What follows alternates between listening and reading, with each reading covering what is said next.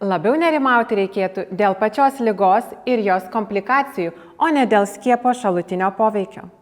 Susidūręs su virusais ar bakterijomis, nepaskiepytas vaikas gali susirgti labai sunkiai. Pavyzdžiui, raudonukė gali lemti sąnarius pažeidžiančią skausmingą ligą poliartritą, tymai, plaučių uždegimą, encefalitą, kokliušas, dehidrataciją, traukulius, smegenų sutrikimus ar kvėpavimo sustojimo epizodus.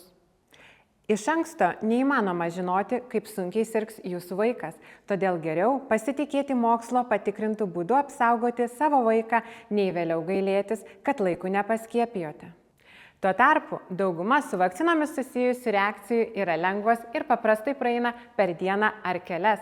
Dažniausiai vaikam gali pasireikšti paraudimas, patinimas ir skausmas dūrio vietoje, neramumas, mieguistumas ar lengvas karščiavimas. Šios reakcijos yra normalu ir rodo, kad organizmas sąveikauja su vakcina. Jis išmoksta, kaip įveikti virusą ar bakteriją, jeigu su ja tektų susidurti ateityje.